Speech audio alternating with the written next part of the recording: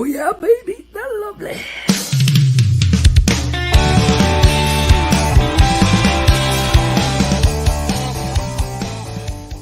We now wander off the beaten path with an update from the Reefer Reporter. Hello and welcome to the Reefer Reporters as we bring you our global Reefer Report from the Legacy420.com news desk. It's May the 9th, 2021, and we are live here on the People Advocating Cannabis Education Radio Network's Facebook pages as well as on our YouTube pages. Plus, we're podcasted afterwards at paceradio.net. Good morning, Reverend Kelly. How are we doing today? Good morning. It's so warm and sunny. It's a beautiful May morning. Yes. I'm looking out at the sunshine right now and blue sky. Yeah. That's what's lighting up my face is the sun that's coming in the window. There's somebody in your window over there. There's someone in your sun over there. Is that your friend? Is that Odie? I'm looking around. In your sun. Oh, he's up on the counter. No, that's Garfield. It's Garfield. As you were talking about the sun, it illuminated and there was a being. Good morning, Garfield. Yeah. just like Garfield and Odie, That's right. on the cartoon. Yeah, we got Garfield and Odie the cat. That's right. Yeah, it's a lovely morning. Yes, it is. And how was your past week? How was the lounge? Everything is wonderful here. We're welcoming visitors, and our dear friend the Cannabis came yesterday for a visit. So it's been really nice seeing the community. Nice. Good stuff. Yeah. All right, well, shall we get started with our stories? Should. All right. Sounds like Garfield wants out. Hey. Yeah, he's not out yet. It's a new place, so we haven't let him loose. Oh, he wants out. He's trying to break free. He's trying to break free. That's right. Exactly. Well, we don't want to lose him. So a little bit of adjustment period, and then they'll be fine. That's right. That's what we did last time. Give him a week or two inside, get to know where the new home is, and go from there. So yes, and he looks happy. And you look happy, my friend. So nice to see you looking happy. Yeah. Well, I'm feeling better. Feeling good. Good. All right. Got out with some friends on the weekend. We had a bonfire. Oh, how wonderful. Yeah. Oh, that's nice. First one of the season? Pardon me? First one of the season? Yes. A friend of ours, Lisa, she actually does a lot of the artwork and stuff for me on the things that we do. And we went over there for a bonfire. And it was the first time I took a beverage to a bonfire that wasn't just water. Wow. Was a cannabis beverage? Cannabis beverage. That's right. Yeah. You're enjoying those. Lemonade from Legacy420 and a chocolate bar. And I sat around drinking my beverages and chocolate bar while everybody was having their alcohol beverages, and everything looked normal instead of having a bottle of water in my hand. It works just fine. It looks just fine. Right? That's right. Yeah. That's right. We had a good time. So Good. All righty. Talking about a good time. It looks like there's lots of stores here in Ontario having a good time. As Ontario Cannabis Store count has reached 1,900 amid retail glut worries, they say, according to MJ Biz Daily. That's right. New data from Ontario's cannabis retail regulator shows nearly 1,500 cannabis stores operating in Canada's biggest adult use cannabis market. And hundreds more of the applications are in the pipeline, reinforcing concerns that a glut of retailers could force many operators to shut their doors this year. Yeah, Ontario had 1,468 licensed cannabis stores open for business as of May the 2nd. With another 445 active store authorization applications under review, according to the data provided by the AGCO. Wow. If all of those applications succeed, Canada's largest provincial cannabis market could have as many as 1,913 cannabis stores. Gee, Kelly, that's a lot more than the 25 that we were allowed at the beginning. Oh, my. Wow. Yeah, things do change. They do change. However, not all of the pending store authorizations will actually go through, predicted Krista Raymer, co-founder of the Ontario-based cannabis retail and brand consulting firm Vitrina Group. She says that the number of new stores opening may not increase in the same way that we have seen month over month store openings in the past. Yeah, I agree. I can't see them coming out as quickly. No. Meanwhile, dozens of Ontario stores are listed for sale, with some apparently languishing on the market for months, lending credence to warnings that cannabis retail sector in parts of Canada could be due for a reckoning. That's right. Sundial Growers CEO Zachary George recently warned shareholders that we are starting to observe a trickle of closures on a weekly basis. He says that I expect to see massive store closures in Canada, with the toll likely closer to 1,000 than 100.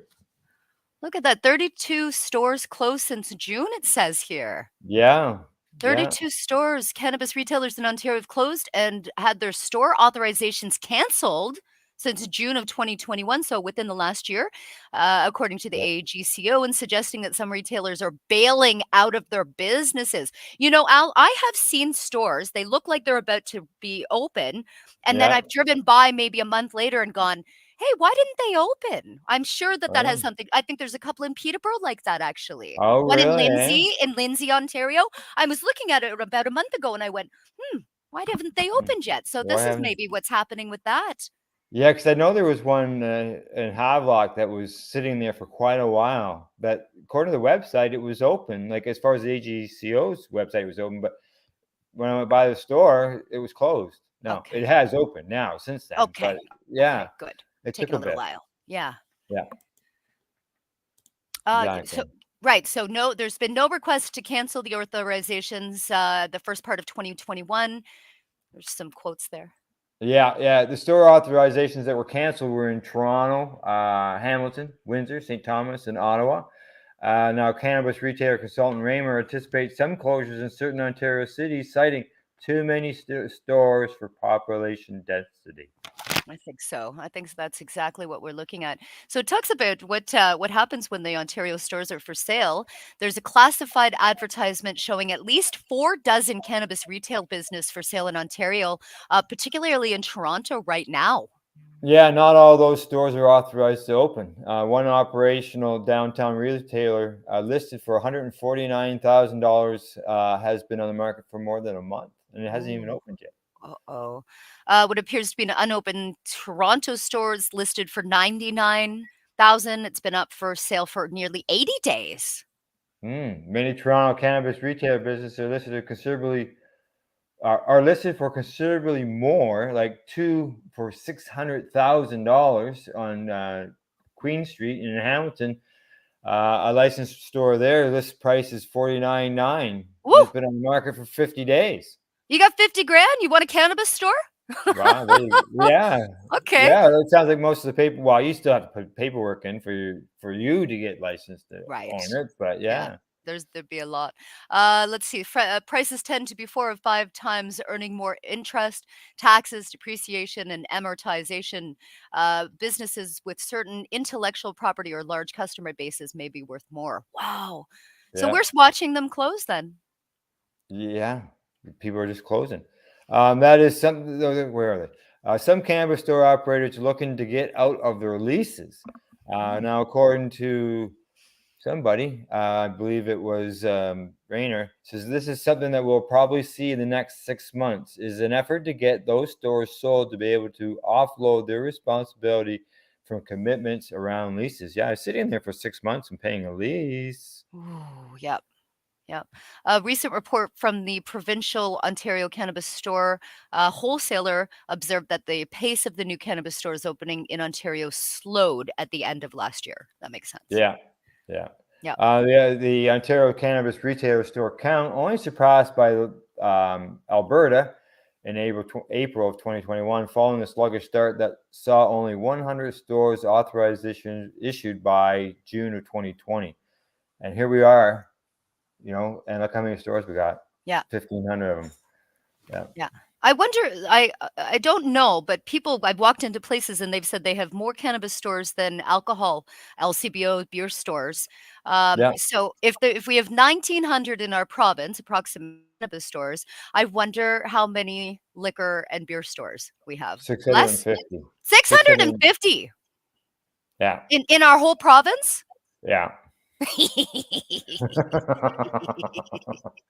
Yeah, I remember when it came out in the press that we had more cannabis stores here in Ontario than we do alcohol stores, and the alcohol stores are run by the LCBO is run by the government. Yeah. Yeah. I didn't Yeah. know. Thanks, Well, thanks for knowing that number, and that's a great number. yeah, That's now that so might just be the interesting. LCBO numbers. That might just be the LCBO numbers. Might Well, not be I'm a sure combination. comparatively there may be, a comparable amount of beer stores, and if there's 600 beer Yeah, stores and 600 LCBOs, that's still less. still less. That's right. That's what's projected to come. Wow. Right. Wow. Okay. So, Yeah. well, let's see. We'll watch that for sure. Well, Yes, for interesting. sure. All Holy. right. So we'll see what happens. Shut that story down. We'll move on to the next one. But yeah, that was a big change. Big 25 and change. 100, and then now we're sitting at almost 2,000 by the time the process is all over and done with.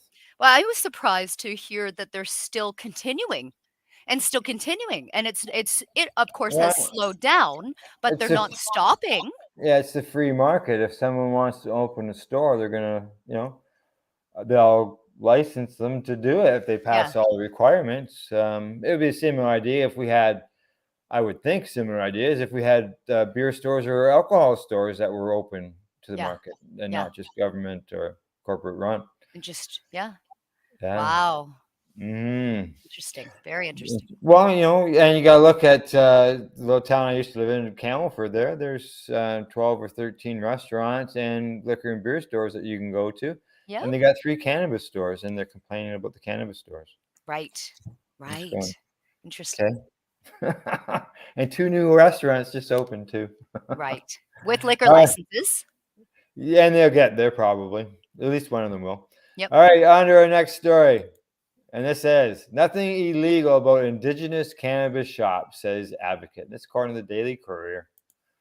It's unfair to describe unlicensed cannabis dispensaries on First Nation land as illegal because the shops fall squarely within Indigenous people's rights to self-determination, says a BC advocate.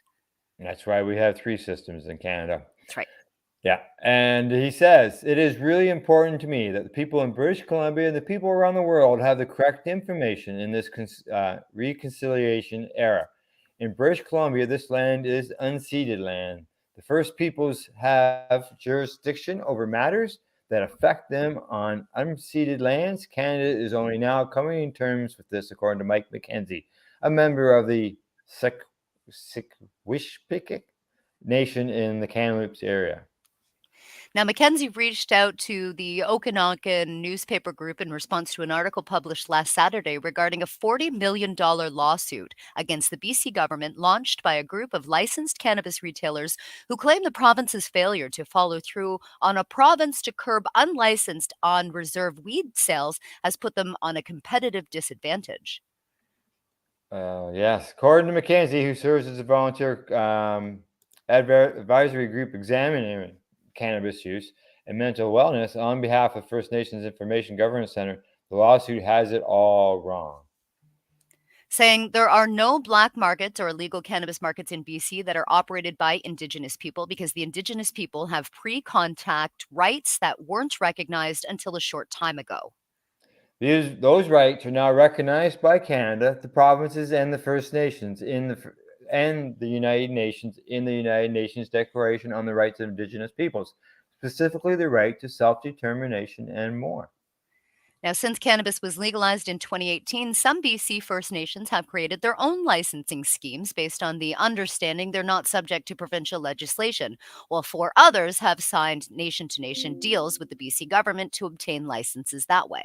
Sounds like similar to here in Ontario. Yes. Yeah, the Okanagan newspaper group has made numerous attempts to get comment from some of the local First Nations that have permitted cannabis dispensaries on their lands, but those efforts have been met with silence. And Mackenzie isn't surprised. Saying, I think that Indigenous people are reluctant to speak to the media about this for a few reasons, certainly. First thing is that the lawsuit is inherently racist. I'm not saying the media or the lawyers who drafted it or even the dispensaries are racist. I'm saying that Canada is inherently racist, Mackenzie says, who has held positions within the Shuswap Nation Tribal Council and has served on the board of the West Coast Environmental Law Research Foundation. He says if you look at the lawsuit, the lawyer wrote it in the way that it's written into the legislation, calling us Indians and calling our land Her Majesty's incorrect. People took offense to Trump when he wanted to number Muslims. Not many people take offense when Canada calls us Indians and calls our land Her Majesty's. Oh my God. I had a hard time reading that paragraph. I guess you did. Mackenzie says, I agree with licensed retailers who complain they're being forced to compete on an uneven playing field. However, the government's moved forward the reconciliation agenda while moving forward legalization of cannabis. In my opinion, this provincial government didn't want these people to know that Indigenous peoples were taking back jurisdiction. Mackenzie also acknowledged another concern raised in the lawsuit about on-reserve products potentially being unsafe because they're not regulated by Health Canada standards. With that being said, stoking the fire against sovereign peoples on unceded lands is not going to change things in a way. The government made this mistake and is continuing to make mistakes at our expense as Indigenous peoples. Just because cannabis is on Indigenous land doesn't mean it's not tested. It doesn't mean that Correct. it's not safe and being tested by in house testing.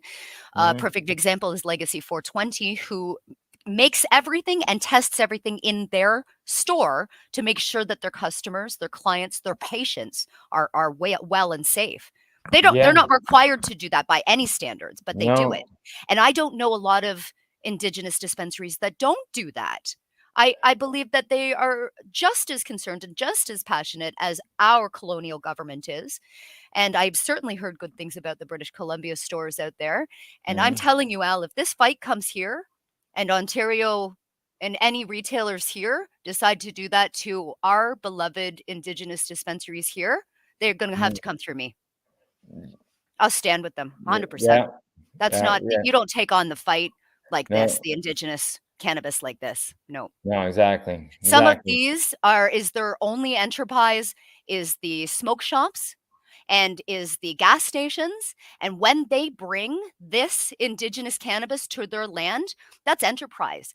That gives jobs to the area. Oh That yeah. helps them be able to access medicine when some of these beautiful people don't want to go off their land. They don't want the Yeah. colonial medicine. They want their own. Exactly. They want it to come from their own. And Yeah. And we they have that right to do don't have that. the right to tell them anything. And this Yeah. Canadian government doesn't have the right to tell them anything. The So, and it's good to see them, like, Legacy that steps up and does all that testing, yes, yes. and there's other places that do the testing. I would imagine the Medicine smaller. Wheel, Yeah. Healing House, so many beautiful Indigenous dispensaries. There's a long list. Six Nations have some, Oneida, just some really beautiful places. So let's hope that British Columbia and gets it sorted there, and it doesn't come here to Ontario. That's Yeah. certainly not Yeah. gonna. Yeah. Because that's the retailers that are taking the government to That's what I court mean. These over are original. So right, right. No, not yeah, I okay. haven't heard anything about it happening here in Ontario, but yeah. We have 1,400 stores. Never mind counting all the Indigenous stores that we Yeah. have on top of all that, right? Well, and the thing is that these Indigenous stores opened, a lot of them, before legal stores did. Yeah. And certainly they have lost business. Certainly they have lost business over the last few years from the saturated markets in their area, plus the legal cannabis stores being so accessible. But the people that are true to Indigenous cannabis on their land and the ones that will come to their land, they'll always go there. They'll support them. And the ones that support the legal stores, there's a market for it. And they That's should right, there just is. leave it alone. There's a market. Yeah, that's why we have 3 systems in Canada. We 3 have our systems. that's right. Absolutely. Yep. All right, on to our next story. And this one says, marijuana industry will add nearly $100 billion to the U.S. economy in 2022, according to MJ Biz Daily. Whew, look at that. When Money. considering whether to approve a regulated cannabis industry, advocates often tout the broader economic benefits of the additional tax revenue that's created. But the beneficial impact exceeds just tax dollars. And it does, Kelly. There's just so many people, that's all they talk about is the tax dollars. I think they think that's the way in. Yeah. That's the way, that's the way that they can get in. And if that's the way they can get in by selling them on the money, whatever. Yeah. Oh, I know. Right? We did it ourselves, saying, "Hey, look, That's right. government, you could be getting all this money. Right. Right. Whatever Let's it go takes to get towards the maybe getting access. eyeglasses or dental or whatever Right. coverage for people." Yes. Right. Now, the total U.S. economic impact from cannabis sales in 2022 is expected to reach $99 billion, up more than 20% from last year, and upwards of another $155 billion in 2026. That's according to analysis from the newly published MJ Biz Factbook. Now, to measure the industry's economic impact, the MJ Bailey data team analyzed similar industries, consulted with economics, and applied a standard multiplier of 2.8 on projected recreational and medical marijuana retail sales. The numbers are a best guess because the cannabis industry's structure is somewhat unique. The industry encompasses agricultural, manufacturing, and retail activity, but in some markets, it also includes events and hospitality, which tend to have an even higher economic impact than other industries. I'm glad they talked about that because it was almost like because of the pandemic, our tourism piece got lost a little bit in there. Yeah. And now that the pandemic is on its way, out of here in its own way, we can talk about events and hospitality. And that's another multi-billion-dollar industry right Oh, there. big time. Cannabis Big tourism. time. Oh, yeah. Huge. Yes, I agree. Big time. Yeah. The industry encompasses agricultural, manufacturing, and retail activity, but in some markets, it also includes events and hospitality, which I believe you've already mentioned. For example, national parks have an estimated economic multiplier of 6, according to Bo Whitney, instead of that 2.8. Right. In hemp, the hemp industry, which is largely driven by its agricultural components, has a standard multiplier of 1.9 that translates to an additional $11 billion for the U.S. economy in 2022. Wow. That's just hemp. That's just the hemp industry. Yeah. The economic impact of the marijuana industry is not the same as supply chain revenue that is often used to estimate the total cost or total size of an industry. Rather, the economic multiplier paints a picture of the impact the industry has on the broader economy. In this case, for every $10 consumers and patients spend on cannabis retail locations, an additional $18 will be injected into the economy, much of it at the local level.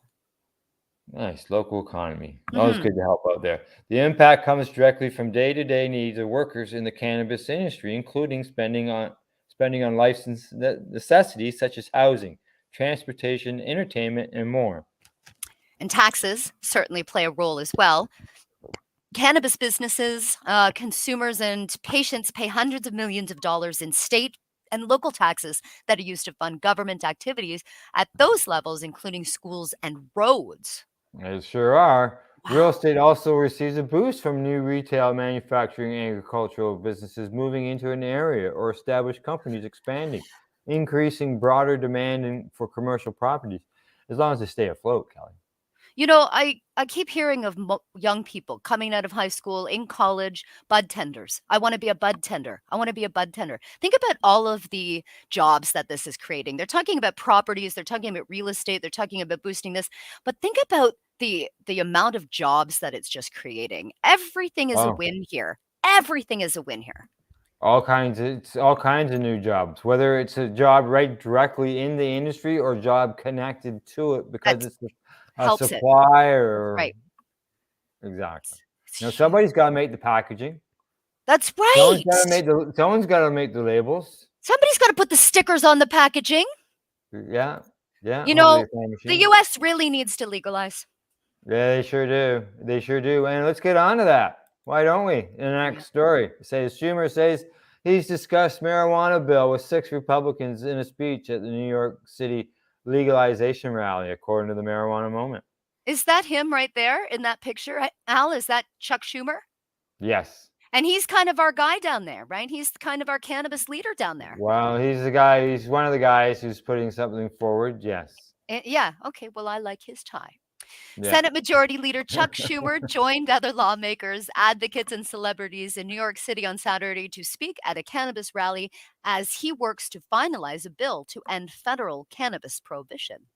This marks the second year in a row that the leader participated in the New York City Cannabis Parade and Rally. Also making an appearance was House Judiciary Committee Chairman Jared Nadler, whose bill to federally legalize marijuana passed the full chamber last month.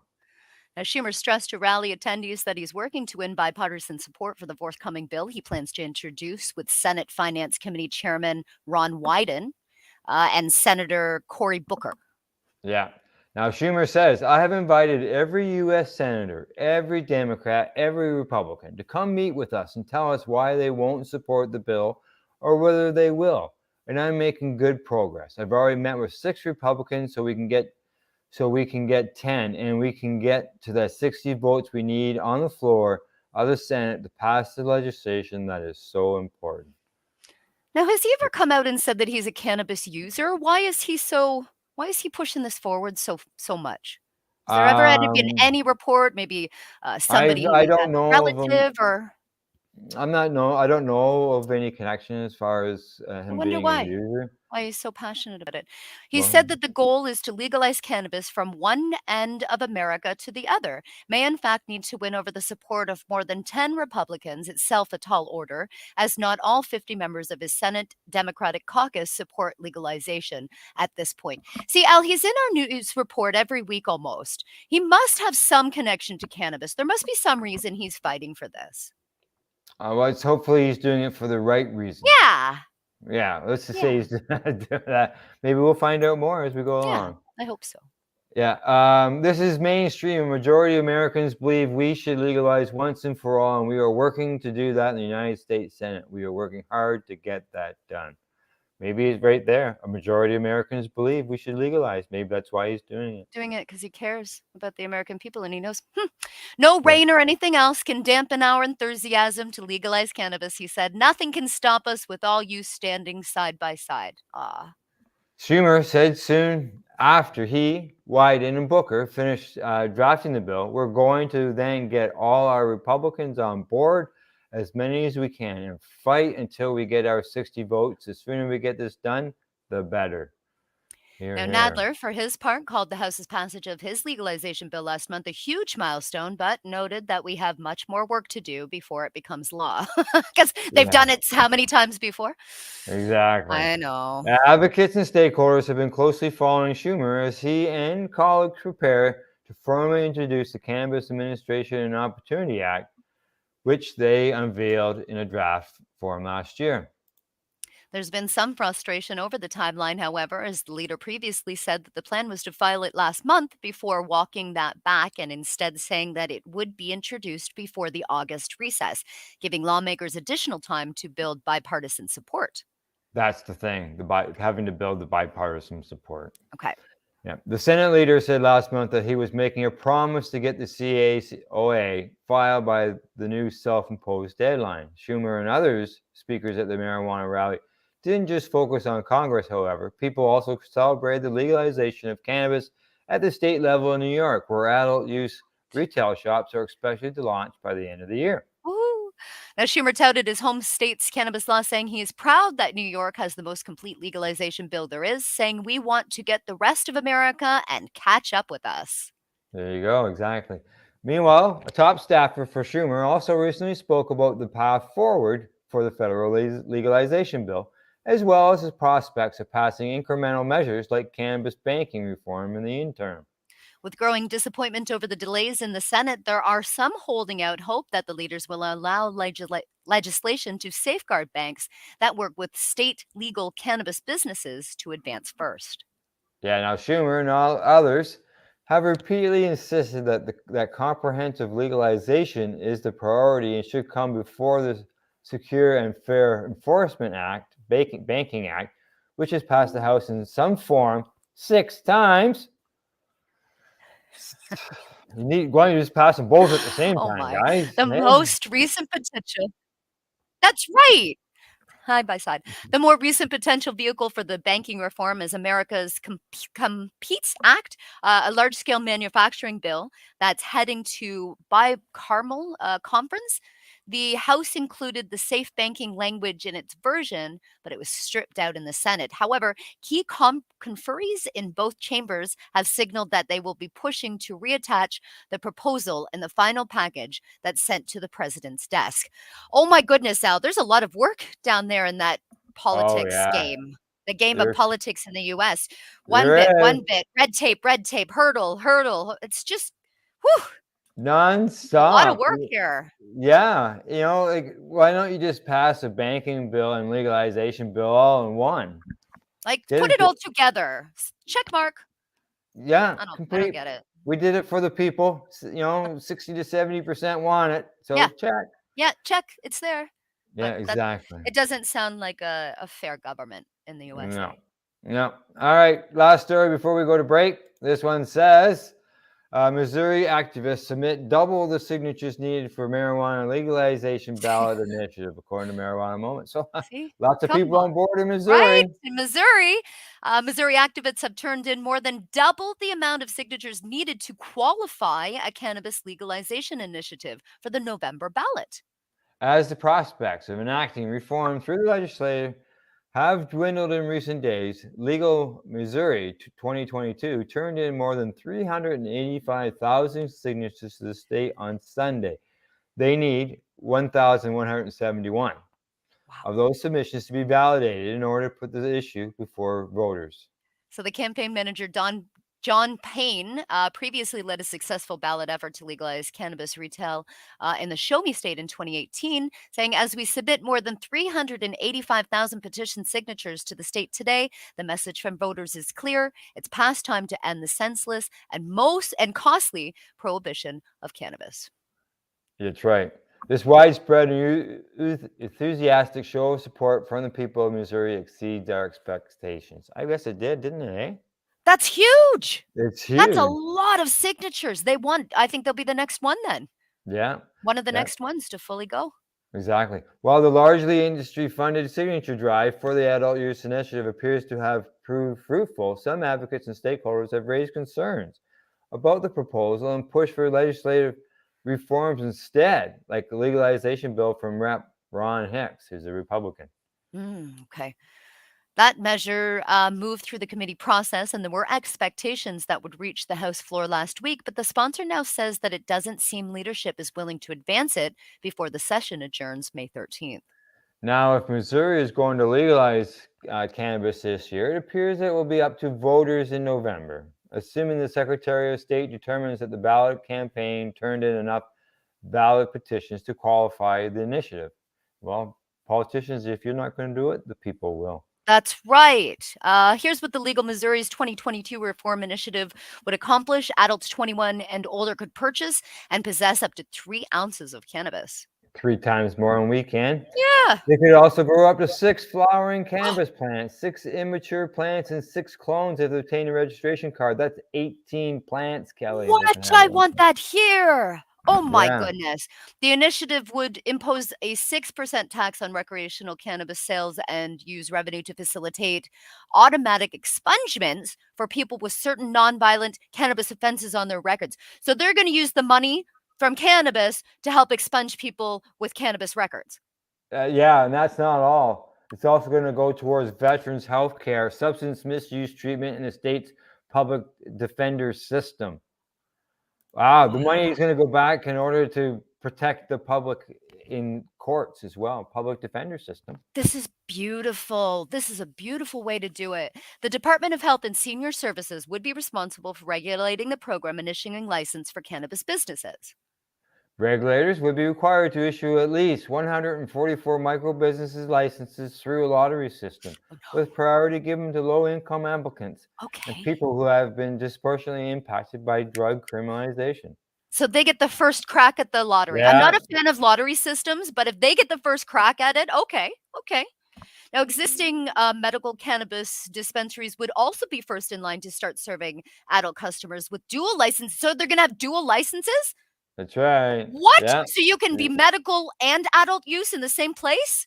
Correct. And that's what I'm saying. And that's what I'm saying should be done here in Canada. Absolutely. Why is there not a medical cannabis pharmacy located in front of in the stores? Yep. We can go into numerous corporate stores, Shoppers, Guardian, so on and so forth, to get your prescription drugs, and on the way by, what are you seeing? All kinds of things on the shelves for sale. Yes.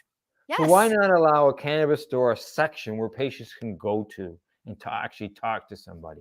Talk to somebody. Makes sense to me. And at this point in time, the regulations could be different. You could be visiting them for a 50 milligram chocolate bar, 100 milligram edible of some kind, because that's medical.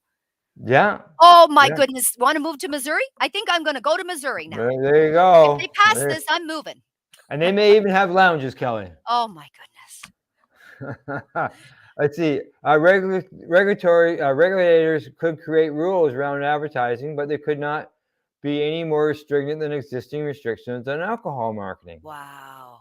Public consumption, driving under the influence of cannabis, and underage cannabis use would be explicitly prohibited. I think that's comparable to here. Well, public consumption, we can. Oh, not public consumption, though. Here in Ontario. The driving. Yeah, other provinces have a rule. They do have that rule. Yeah. A seed-to-sale tracking system would be established. Local jurisdictions would be able to opt out of permitting cannabis micro-businesses or retailers from operating in the area if voters approve the ban at the ballot. Okay. So there's right. Decide. And they're talking about employment protections for medical cannabis patients, which I think is very important, and medical cannabis cards valid for 3 years. So they're really taking in effect here, Al, that the same time you can have medical at the same time as adult use, and their language is considering both sides of this. Yeah. As now they say supporters of the Hicks bill, for example, have argued the lack of specific language in the initiative prohibiting a licensing cap means that the market that emerges will not be competitive. Some have also raised concerns about the measure's provisions to give medical cannabis dispensers a head start in serving the adult use market. Wow. Let's see. Hicks bill, meanwhile, would legalize the possession, sale of cannabis adults for 21 or older, provide opportunities for expungements, authorize social consumption facilities, and permit cannabis businesses to claim tax deductions with the state. But the sponsor has conceded that the window to pass it before the end of the legislative session is effectively closed. What does that mean? So they can't even submit it now? No, they can't submit it now. And you notice it said lounges. I know. What's going on? Yeah. It's been delayed. It's something that we're going to have to watch for. We're going to have to watch for it, but it's a wonderful idea. I really like the proposal for this one. It sounds like it's got some good details into it so far, that's for sure. Yep. All right, off to break we go to medicate. Reverend Kelly, I'll be right back in about 3 or 4 minutes. You're listening or watching the Reefer Reporters as we're live here on the Pace Facebook and YouTube pages, plus podcasts later at paceradio.net. You're listening to the Pace Radio Network here at paceradio.net. A doctor's job is to relieve your pains. And when it comes to growing cannabis, the biggest pain is trimming. Let Dr. Buck Cannabis Trimming Solutions take the pain away. Whether you're a home grower or a commercial operation, we have the cure. From 4 plants to 400 plants, garden size doesn't matter. Dr. Buck Cannabis Trimming Solutions comes to you with years of experience and professional discreet service. It's simple. We trim your weed and we do a damn good job. Visit drbuckcts.com to book your trimming. At Legacy 420, we believe in being different. Experience the difference of quality control. Our labs provide tested formulations for all of our products. Experience the difference in trust. Our customers can trust that we are following up-to-date COVID precautions for their safety. Experience the difference in accessibility. We're open 7 days a week. Please visit our website, legacy420.com, or contact us for curbside pickup as well as nationwide mail order shipping. Legacy 420 values overall wellness. Come and experience the difference of Legacy 420.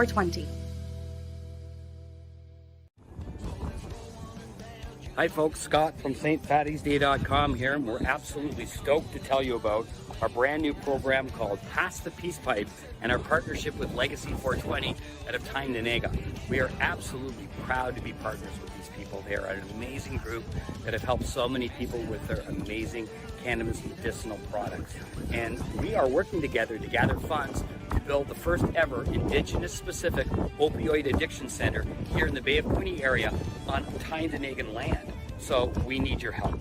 We need you to repost this video and go to our GoFundMe campaign, because on this October 17th, St. Fatty's Day, we are going to be starting the campaign where we pass the peace pipe from one side of the country to another to unite our country, to gather awareness, but most importantly funds to build opioid addiction centers across the nation, one build at a time.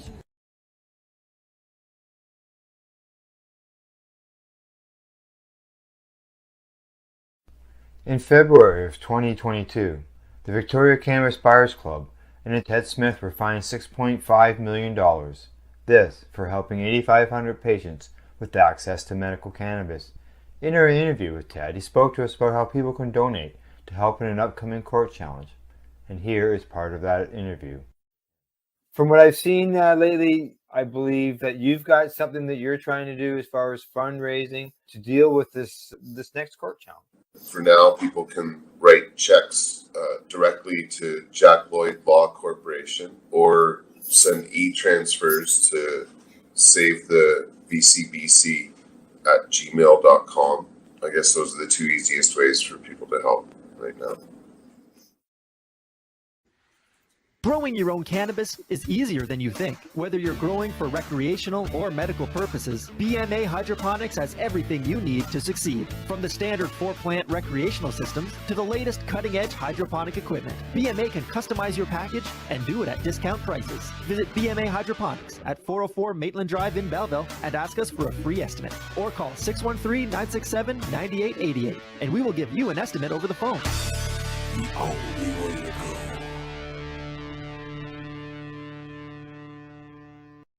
We are people advocating cannabis education here at paceradio.net.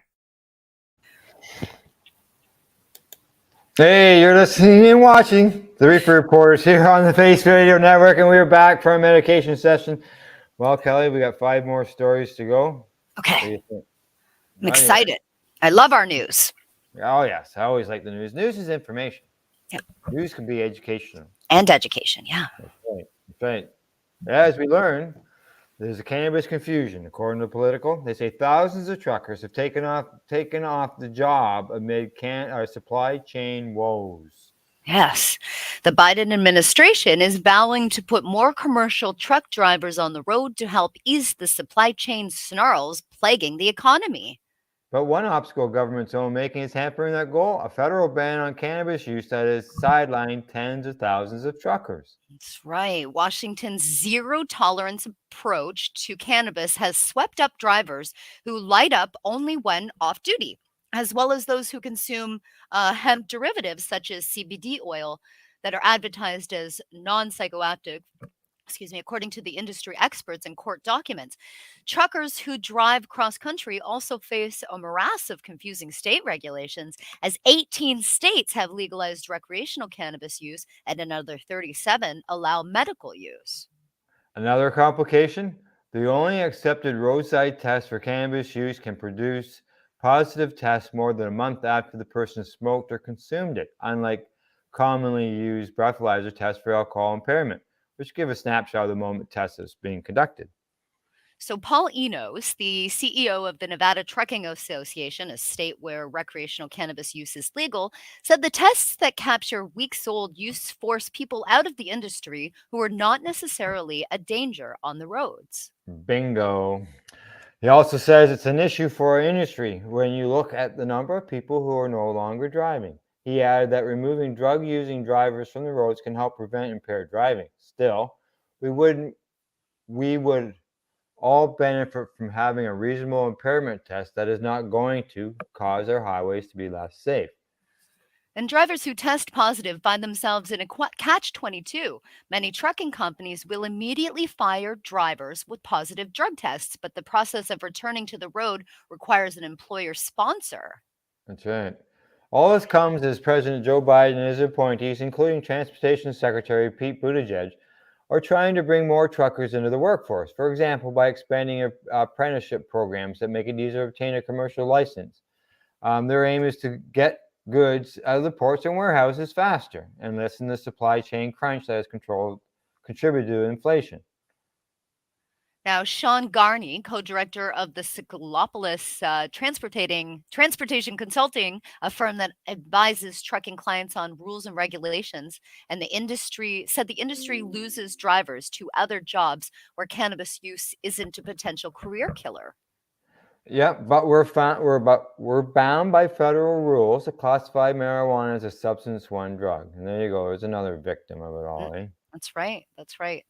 The Biden administration hasn't endorsed relaxing federal cannabis laws, but the Transportation Department is soliciting comments on a new standard for cannabis tests that would zero in on recent use. That process is still in the early stages. Yeah, the trucking industry acknowledges the rules are confusing, but argues that prohibition on cannabis use are not a huge issue because the vast majority of drivers don't test positive. It says relaxing the testing rules would result in more impaired drivers on the road. Uh-oh. One thing is to the other end, right? That's right. That's right.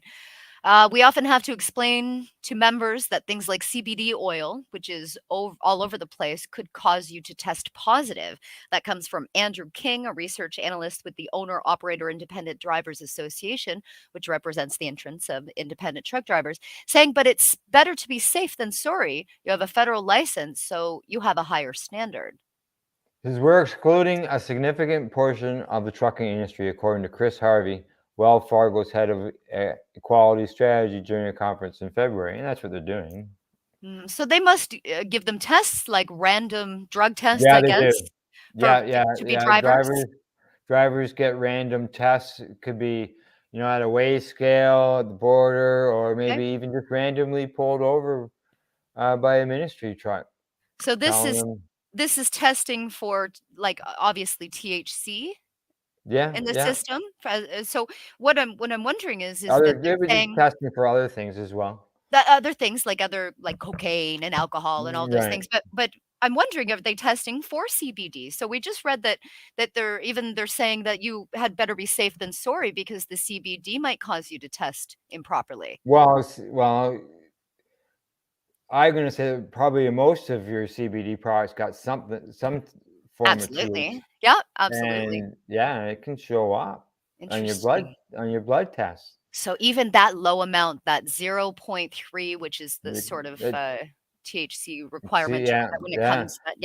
So even that, they're saying you can't even have that in your system as a truck driver. Exactly. Like I because there's zero tolerance. I was recently talking to my neighbor that said, apparently there's problems that, people are consuming cannabis and then they're going out and driving.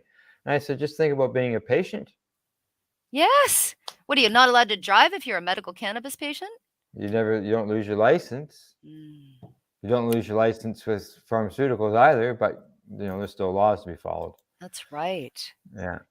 Let's see. Federal rules have long prohibited cannabis use by people with commercial driver's licenses, even in states where it's legal. License holders who test positive for cannabis or any other prohibited drug can't drive again until they finish an evaluation process that can take months or longer. Of the 126,000 drug violations by commercial drivers reported between January 2022 and this March, 56% were for cannabis, according to a drug testing clearinghouse that went live 2 years ago. All resulted in the driver being taken off the road temporarily. And many didn't come back. Oh. Yeah, and when they were busted, was it because of recent use, or was it that long term that they used it 2 weeks ago? Yeah, which obviously they wouldn't be stoned from. Nope, no way. No, but it's still in their system, of course. Yeah, exactly. Right? It's still Shows in their up. system. It Yep. still shows up. So it's one of those, like I know somebody who recently quit their medical use because of they were going back to work. Wow. And their job says no cannabis. Mm. So they stopped. Oh my goodness. Yeah. That's sad. All righty, on to our next story, one that I think, Kelly, you will like. Okay. Nevada cannabis regulators, no alcohol in marijuana lounges. Oh, I do like that. Other measures planned to curb DUI risks. So marijuana lounges, Nevada. And I really like this. Cannabis officials in Nevada have drafted regulations to address public safety concerns surrounding future lounges and prevent customers from getting high and then getting behind the wheel. No alcohol will be allowed in any lounges in Nevada, according to Tyler Clamas, Executive Director of the Cannabis Compliance Board. Yay. I think that's a win. That's such a win. That's a win. At least to start, there's not going to be alcohol allowed. Polysubstance use is a very real issue and a big issue that we've learned a lot about working with our partners in law enforcement. How do we put ourselves in the best position to protect public safety? In draft regulations set for approval in late June, the board outlines measures such as state-mandated worker training and classes to spot intoxication and over-intoxication. All workers must register as state agents, they say. So we know that alcohol in conjunction with cannabis use, alcohol opens up blood vessels. So your cannabis just got radiated like 10 times because you're drinking alcohol. So of course, when you're new to either one of them, or if you're new to cannabis and you're putting some sort of other intoxicating substance, that's double, triple the intoxication. So this is such a good thing to do because keep the purity of cannabis. Use cannabis as your intoxicant. Yeah. Because there's no need to throw alcohol in there. No, you don't need alcohol at a cannabis lounge. I agree. Yeah. Say lounges will be encouraged to partner with ride shares and create a no-tow policy so customers can leave their vehicles overnight if necessary. I thought that was cool. A no-tow policy. That's great. Yeah, safe spot. Leave your car, take a cab home. You'll get it in the morning. It's safe here. Potential signage inside the lounges would remind customers of the law and effects of consumption. It is against the law to drive while impaired by cannabis, or the intoxicating effects might be delayed by 2 or more hours. Beautiful. Yeah. At least it's not something silly like they have in Quebec where they say it stretches your neck. Now, what? What? Yeah. What? Yeah. I'm sorry. Please stop. What? Quebec signage says that cannabis stretches your neck? The province of Quebec was putting out promotional stuff that said that it shows a good giraffe and it says something about stretches the effects on your neck. I'll find it. I'll send it to you. Okay. I'm touching my neck to see if it grew. It stretched. Do I need a taller collar today? Oh my goodness. My doobie was strong. Okay. Yeah. We expect as people come to visit Las Vegas, there's going to be some people who have never consumed cannabis before. So how do we make sure that they're talking to somebody at the lounge or educating them about cannabis, making sure they're not leading them down the path of overconsumption? I love that. Cannabis Compliance Board officials would monitor enforcement of the rules by established. Yeah, exactly. So they got someone who's going to watch over it for them. Cool. Yeah. I love that. That's a great idea. All righty. So there you go. You got a lounge there. Right? But we're not done. We're not done with lounges because over here on our next story, first cannabis consumption lounge opens in St. Vincent. Wonderful. In Kingstown, the first cannabis consumption lounge in St. Vincent and the Grenadines opened late Friday at the Coconut Grove Beach Club, with people obtaining permits to buy cannabis products for a year after an on-site consultation with a physician. That's right. Today, we're launching Greenhouse Cafe, which is cannabis consumption lounge, the first of its kind in St. Vincent and Eastern Caribbean, according to Marie Helen Tremblay, General Manager of Medicinal, a medical marijuana company, told the Caribbean Media Corporation. Tremblay, who holds a doctorate in organic chemistry from Georgia Institute of Technology, said that her company decided to conduct a clinic during the launch so that we give access to cannabis and easier access to cannabis. Therefore, the company invited Dr. Roger Duncan, who is also a medical officer of health, Dr. Jose Davey, the government's infectious disease specialist, and Dr. Francis Trichot, one of the nation's leading dentists, to do consultations with patients. A dentist? Once the patient has a prescription for medical cannabis, they can go see the Medical Cannabis Authority to obtain their cannabis ID card, and it's valid for a year in St. Vincent. That's Tremblay said, referring to the state agency that regulates the medical cannabis. Once they have their ID card, they can come and purchase their products and here directly at our dispensary and consume as well here while holding the night in front of the beach. Wow. While enjoying the night. Yes. And just think, we have a friend who's fighting a lawsuit of $6.5 million for doing the same thing, having a Right. lounge at a dispensary. That's right. So these guys opened and they were allowed to do it. Now, I'm guessing that you can only use the lounge facilities if you have this particular medical cannabis card or Yeah. That's the way I'm reading it. So we couldn't go there on vacation, is what I'm getting at, Al. Well, unless they recognize our cards. Oh, you never know. They could. Ooh, that's worth a phone call. Okay. So Yeah, it goes go to on to talk Barbados. about the different medicines that they use, arthritis, of course, saying that the patient may have the underlying conditions, which can result in their stomach bleedings going on, and talking about different, of course, ailments that come with that. Yeah, exactly. They say among the people at the launch was the ministry and industry minister Sabak Caesar, who emphasized that he was there purely as an observer, not a participant. But yeah, he's happy about everything. It's good. He would have been happier if he was a participant, though, I'm sure. Yeah. Otto Caesar. Yeah. So there you go. That's a different style lounge, but it's a good. It's consumption right. lounge. You're purchasing it there, and then you're consuming it there. Yeah, consumption. Which is what we like to do here in Ontario, but even without the medical card, though. Right. Like we were talking earlier in the broadcast, Missouri saying that there's no public consumption when they legalize. So then you would need a consumption lounge like this one. Yeah, it's a great model. It's an excellent model. Yeah, it's a good start. That's right. All right. Talking about getting a start on things. Oh, I like this one.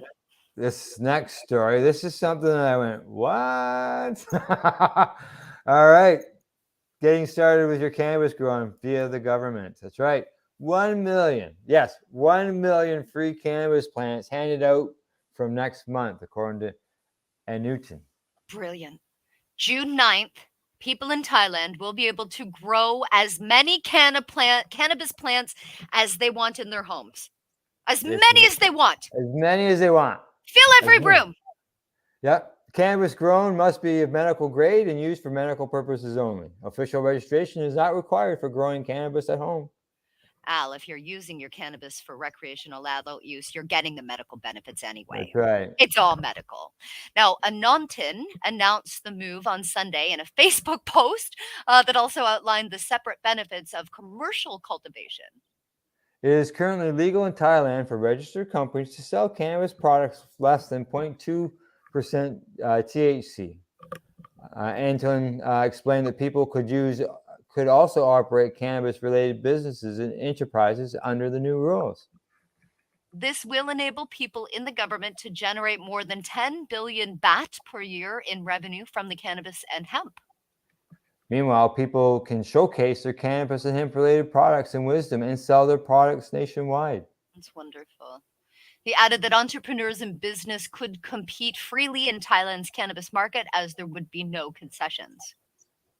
Small sellers of cannabis-related products do not need to register with the Food and Drug Administration. However, large cannabis-related businesses must request permission to operate from the FDA. Wow. Large cannabis-related business. Oh, you wrote that. Local cannabis advocates have expressed hope that easing cannabis laws would boost economic recovery after COVID-19. Thailand became the first country in Southeast Asia to legalize medical cannabis in 2018. Al, wasn't it prior to that you would go to jail and maybe even die if you had cannabis in Thailand? Yes. Any caught with anything, and you're like almost certainly put to death there. Yeah, it's pretty been a stringent switch anyway. around. Like we've been seeing some of the pizzas in different restaurants having cannabis leaves involved in their meals. Yeah.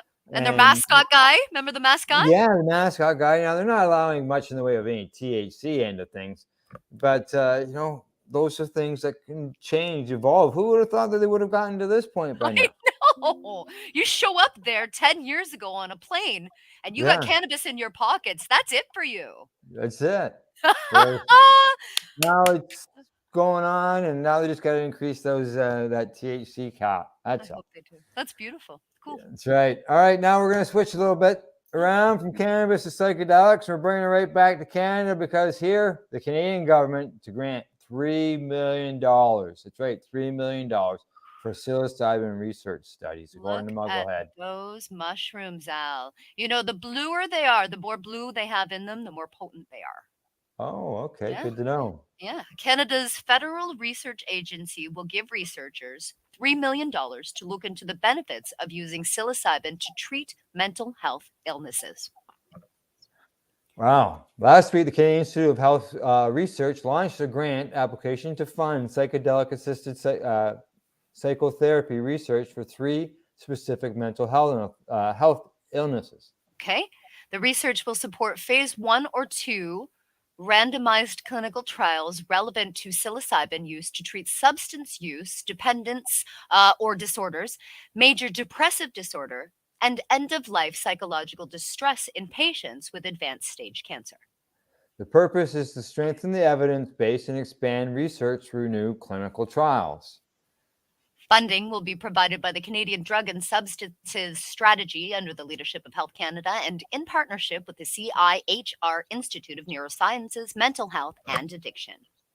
The note goes on to read that the current funding opportunity will expand the evidence base around psilocybin-assisted psychotherapy to inform practical policies and regulations that aim to improve the health of Canadians and people living in Canada who are experiencing psychiatric disorders. Wow. The total fund of $3 million will be split into 3 grants where the maximum amount per grant is $500,000 per year for up to 2 years for a total of $1 million per grant study, studying a mental disorder each. It is strongly encouraged that people who with lived or living experience are included in the research team to participate in study design, implementation, knowledge mobilization, or other aspects of the research where appropriate, reads the funding description. The registration deadline will run until September 6th, and the application deadline ends on October 4th. Funding will start to the beginning of March of next year. There you go. So Canada's putting $3 million into some research for psilocybin. It's amazing. Wonderful, beautiful. The mycelium network is what we call it. My fungi mycelium network. And we are all made up of all of it. It's true. We are made up of the mycelium network. Every bit of us, everything around us. Everything. And we're just finding out more of We're this. just like plants. Yep. Humans are like plants. Yep. And I learned that when I started growing cannabis. I thought, geez, I'm feeding them sort of the same idea of stuff that I'm supposed to be eating. Right? Yeah. Right. So interesting. So good to see this research happening. Yes, exactly. Yeah. Well, what's up on the lounge this week? I've just decided I'm going to have a psilocybin party now. Oh, there you go. Stay tuned for when you can join us for the ceremony here. Yes, exactly. All right. Anything else happening? Other than that, just our regular hours, and we've got our poker tournament coming up on the long weekend. Oh, poker. We haven't announced it yet. You're the only one that knows. Okay. All right. Just between you and me, all right? Yeah. All right. From the Legacy420.com news desk and for our buds at BMA Hydroponics, Dr. Bugs Cannabis Trimming Solutions, and the Camel for Lifestyle Shop, and Legacy 420. That's our Reefer report for May the 9th, 2021. In closing, we'd like to say thank you for watching and listening. Plus, don't forget, you can always catch the podcast afterwards at paceradio.net. And until the next time, don't forget to educate, medicate, and do not incarcerate. Bye-bye. Oh, yeah, baby. That's lovely. You're listening to the Pace Radio Network here at paceradio.net. The views expressed by the individuals during this broadcast are their own opinions, and they may not be the same as those of their group or other organizations they may be involved with. BMA Hydroponics has everything you need to succeed. Visit our hydroponics superstore at 404 Maitland Drive in Belleville, and we'll show you how to grow your own quality cannabis for pennies per gram. We're open Mondays, Tuesdays, Wednesdays, and Saturdays from 10 a.m. to 5 p.m. and Thursdays and Fridays from 10 a.m. to 7 p.m. Call 613-967-9888. BMA Hydroponics. It's worth the drive. The only way to go. At Legacy 420, we believe in being different. Experience the difference of quality control. Our labs provide tested formulations for all of our products. Experience the difference in trust. Our customers can trust that we are following up-to-date COVID precautions for their safety. Experience the difference in accessibility. We're open 7 days a week. Please visit our website, legacy420.com, or contact us for curbside pickup as well as nationwide mail order shipping. Legacy 420 values overall wellness. Come and experience the difference of Legacy 420. Did you know that the Pace Radio Network isn't just a radio network? That's right, because most, but not all of our programming is now done via video and is then podcasted at paceradio.net. So if you want to watch our programming, you'll find us on the Pace Radio Network's Facebook page, plus the show's own page, and you'll find us live on the network's YouTube channel. And don't forget, you can find it all, video and audio, at paceradio.net. A doctor's job is to relieve your pains. And when it comes to growing cannabis, the biggest pain is trimming. Let Dr. Buck Cannabis Trimming Solutions take the pain away. Whether you're a home grower or a commercial operation, we have the cure. From 4 plants to 400 plants, garden size doesn't matter. Dr. Buck Cannabis Trimming Solutions comes to you with years of experience and professional discreet service. It's simple. We trim your weed and we do a damn good job. Visit drbuckcts.com to book your trimming. Enjoy the buzz of legalization with Campbellford Lifestyle Shop. From lights to plant nutrients, books, consumption accessories, and more, we've got all your basics to grow or consume cannabis. Visit our info center or take a look at our piercing services and body jewelry, now available in-store through Campbellford Lifestyle Shop, 17 Bridge Street West, Campbellford. You're listening to the Pace Radio Network here at paceradio.net.